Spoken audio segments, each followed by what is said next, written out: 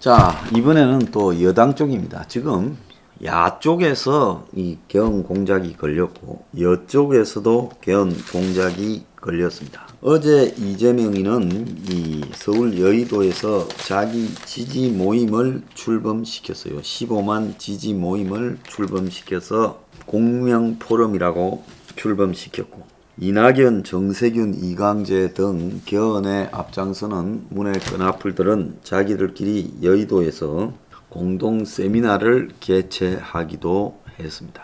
어제 여당 쪽에 이 의총에서 경선 연기가 결론을 못 냈어요. 송영길은 일정대로 경선 준비, 즉 9월 달에 그대로 밀어붙이겠다, 이렇게 지금 가고 있습니다. 당무위원회를 연기를 주장하는 측에서는 별도로 지금 소집을 해야 된다. 즉 정당은 전당대회, 그 다음에 이제 이 주요 의사결정기구가 당무위원회, 최고위원회 이렇죠. 그래서 당무위원회를 소집을 준비하고 있습니다. 그래서 전당대회에서 후보를 선출하는 룰을 11월 달로 하느냐 아니면 9월 달로 그대로 하느냐가 어제 의총에서 23명이나 발언해서 공방을 벌였다고 합니다. 그런데도 팽팽하게 맞서서 답을 내지 못했고, 송영길은 한 명이라도 이 경선 주자가 현행법으로 하자, 이렇게 하면 어쩔 수 없다라고 말하며 이재명 편을 들고 지금 이대로 하겠다라는 입장을 보이고 있죠.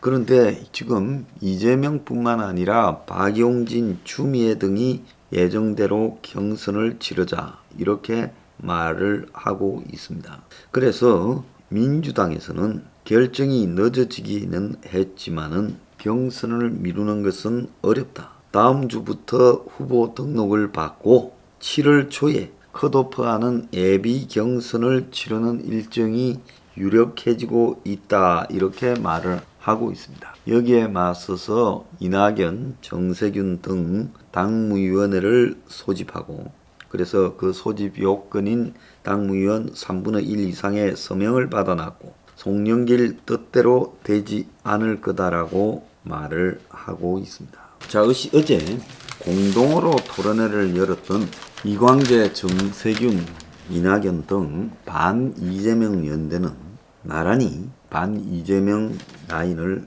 이렇게 열가고 있어요. 이들이 이러는 것은 청와대와 무관하지 않을 거라고 보고 있습니다. 그래서 앞으로도 계속 공동 토론회를 이렇게 하면서 지금 공격을 해 갈 건데, 이광재는 어제 뭐라고 했는가 하면, 오늘 이 자리는 가짜 약이 아니고 진짜 약을 팔고 있다. 가짜 약 장수가 가짜 약을 팔던 시대는 끝났다라고 이재명을 가짜 약 장수라고까지 이야기를 했습니다. 자, 지금 판을 보면 조금 이상한 부분이 있죠. 뭐가 좀 이상하냐? 분명히 정세균, 그리고 이낙연, 이광재 등 또 김두관까지 포함해서 친문들이 지금 개헌을 갖다가 찬성하고 있고, 더 나아가서 경선 연기를 하고 있습니다. 그러니까 친문 후보들은 대선이 아니라 개헌을 이끌어내서 지분을 확보하기 위해 대선을 뛰고 있는 척할 뿐인 거죠. 그러면 이 친문 후보들을 청와대가 밀면 나중에 이들을 하나로 통일하고, 결국 이 친문 후보들을 청와대가 민다면 이들을 갖다가 굳이 단일할 필요도 없죠. 왜? 떼거지로 숫자상으로 보면 여당의 대권 후보 중에 많은 사람들이 개헌에 찬성하는 척 보이면 될 일입니다. 그러니까 지금 많은 사람들이 나와가지고 개헌에 찬성하면서 경선을 연기시키죠. 그러면 경선을 연기시킨다고 개헌이 되느냐? 그 부분에서는 이제 이들이 가지고 있는 수가 있지요. 무슨 수냐? 연기를 시켜놓고 그 사이에 저항을 하는 이재명을 제거하거나, 아니면 이재명이 버틸 줄 알면서 이재명이 청와대에 맞서고 버티고 하는 모습을 부각시킨 다음에, 그 다음에 이재명에 대해서 칼이 들어가는 그런 내용이 있지 않겠느냐, 이렇게 봅니다. 어제 더불어 거수기당은 부동산 비리 의혹을 받는 12명 중에 10명의 지역 의원들을 탈당을 권유한 바 있는데 이 중에 5명은 탈당했고 5명은 거부하고 있어요. 그리고 비례대표인 윤미향이하고 양이원영은 제명을 해서 비례대표는 자진 탈당하면 상실하고 당에서 제명시켜줘야 의원직이 유지되니까 어제 제명을 시켰습니다. 그래서 윤미향이도 어제 제명을 당했죠. 자, 그런데 하나 재밌는 일이 있습니다. 별로 알려지지 않았는데요. 경찰이 투기 의혹 받고 있는 여당 의원들을 본격 수사 지금 착수했다는 겁니다. 그래서 경찰 특수본은 국회 정보위원장인 김경업을 조만간 소환 조사하겠다 이렇게 입장을 밝혔습니다. 자, 김경업은 이 부천 갑의 국회의원이고 삼선 의원이죠. 자, 그런데 이 김경업을 정보위원회 위원장입니다. 소환 조사하겠다고 밝혔고 미국 출장을 이유로 연기해달라고 요청을 했고 출장에서 복귀하면 조사를 하겠다. 그래서 해당 지역 경찰서인 부천 오정경찰서는 김경업이 지난해 지역구인 부천에 토지를 구입하면서 신고하지 않았다. 이 토지는 2018년 12월 26일부터 올해 12월 25일까지 토지거래 허가 지역으로 지정됐어. 거래 시 담당 지방자치단체에 신고하고 허가를 받아야 된다. 자, 요런 이야기가 있습니다.